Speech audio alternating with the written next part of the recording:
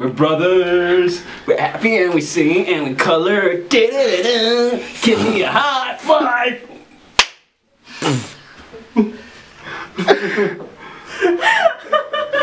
We'll be blackmailed.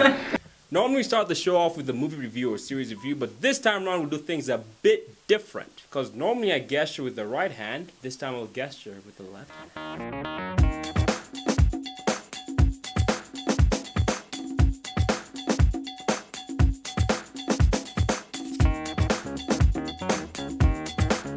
Trailer of this week that's been online for the past 2 weeks is World War Z, starring Brad Pitt. I rarely talk about Brad Pitt because of certain differences him and I had a few years back in high school. But that's a story for another day and for Wikipedia.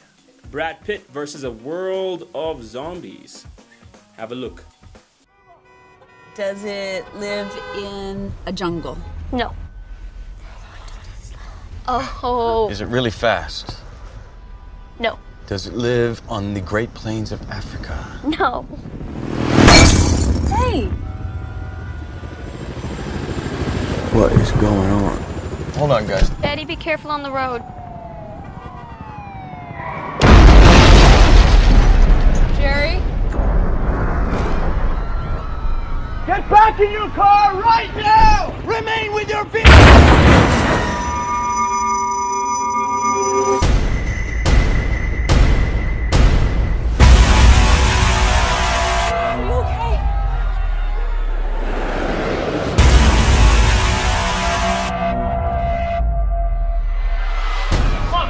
Getting out of here.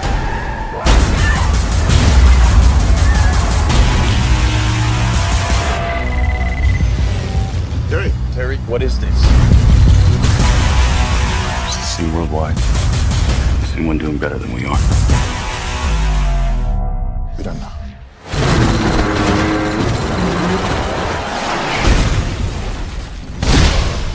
I'm scared. How do we know they're coming? They're coming. Ready?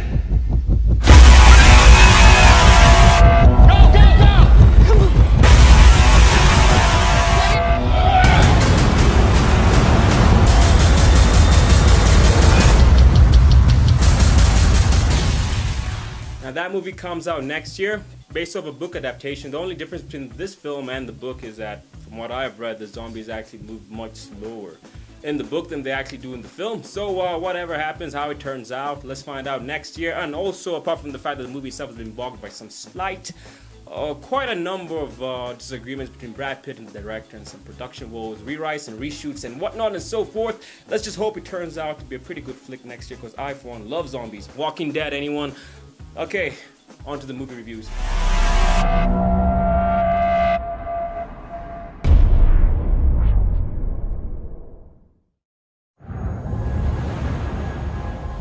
Just because I'm telling you this story doesn't mean I'm alive at the end of it. It's that kind of a story where things just got so out of control.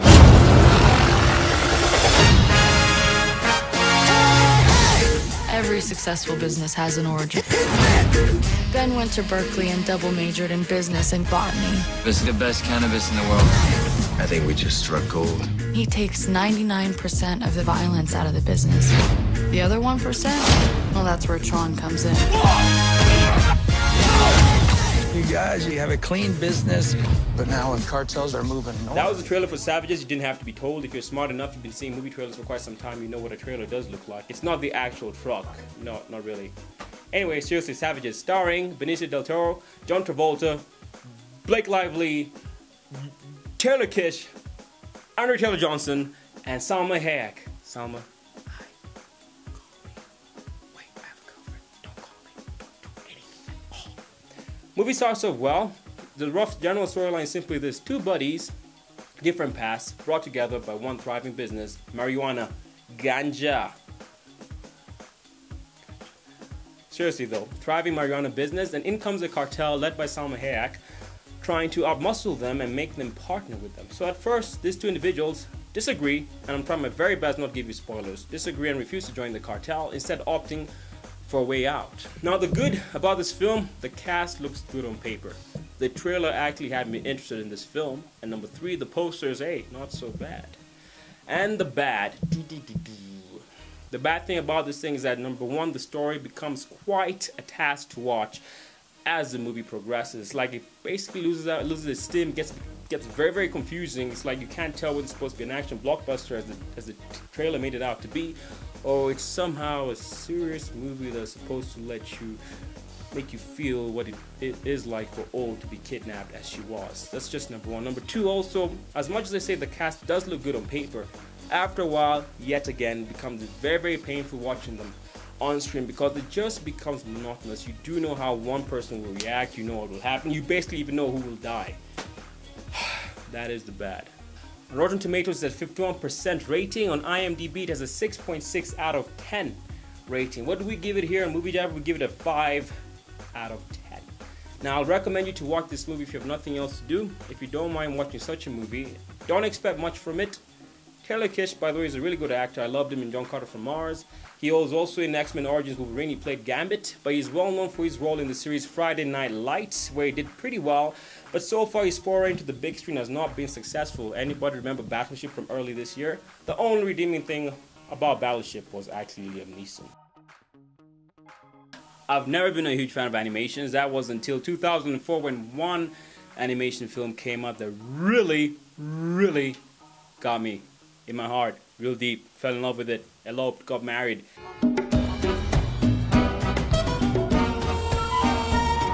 What's the toughest thing about being a superhero?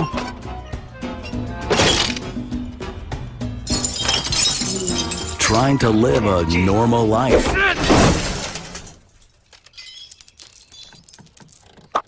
Whether it's pumping up,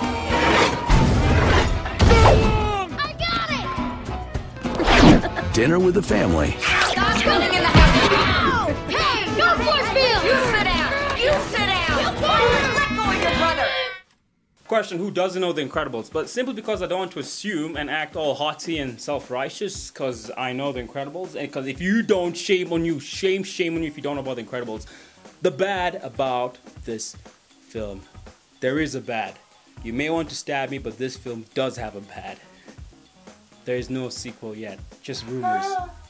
That's the bad. That's the bad thing about this film. That basically is there's no sequel, and it wasn't longer, like a week long. It's a few hours long, but not a week long. I'd love it to be a week long, but seriously. And the good, everything's on point. Animation, the characters, the dialogue, the humor, the connection, everything just basically grips you. You may not be a fan of the superhero genre, but trust me, the family attachment, the emotions evoked by the different characters, animated characters, will definitely grip you. For example, the wife, Helen Parr, she basically grounds the entire situation. She's like, fine, I used to be a superhero. That's where me and Bobby met. Bob would be her husband, Mr. Incredible.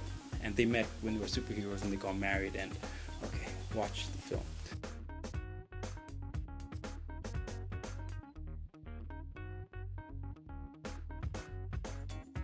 Okay, I know what you're thinking. You're probably thinking, hey, you reviewed like 2 movies. What about a series? We want our series right here, right now. Great, cool, fantastic. Last week we reviewed Last Resort. This week we're reviewing... Yes, no, maybe, I don't... Classic Gold. From 2000 until 2006. If there's any series that can definitely make you laugh, I guarantee you, apart from a picture of yourself on the wall, it's basically Malcolm in the Middle. No, scratch that. Malcolm in the Middle is basically the best. Do you remember the intro?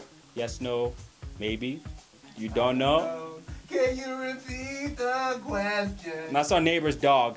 Here's the intro. Jog your memory. Yes, no, maybe. I don't know. Can you repeat the question?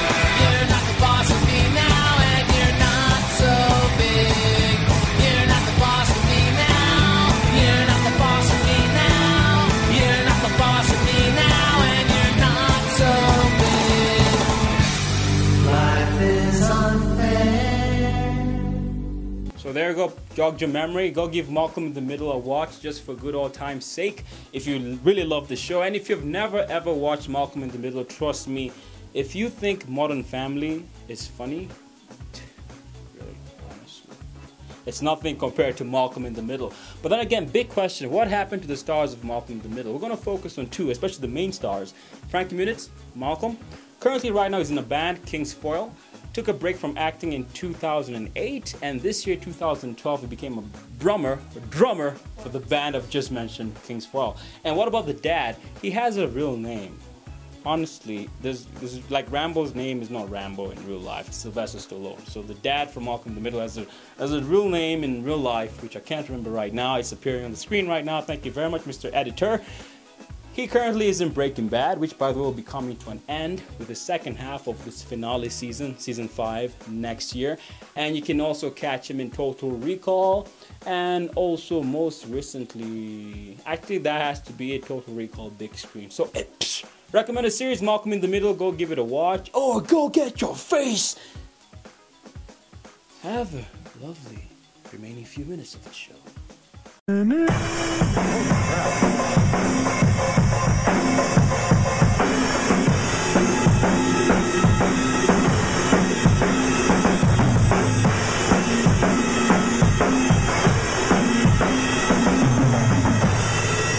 Dang! Yeah! Don't forget, Tyler wasn't here for this week's show, but you can definitely catch him online on our website, www.moviejabber.org, for our podcast, where it basically features a lot more in-depth, serious questions on our local industry, film and TV industry. For more information regarding Movie Jabber and this web series and everything else, plus this t-shirt, and if you can get more of these t-shirts, this is not an endorsement in any way, moviejabber.org. Feel free once again to email us, moviejabber@gmail.com, your critiques, your thoughts, suggestions, whatsoever, everything completely welcome. Till then, it's just me and posters saying goodbye until next week. We'll leave you with this footage from the Masai Mara, Nicolas Cage against Brad Pitt. No, it's not happening. It's a lie. Bye.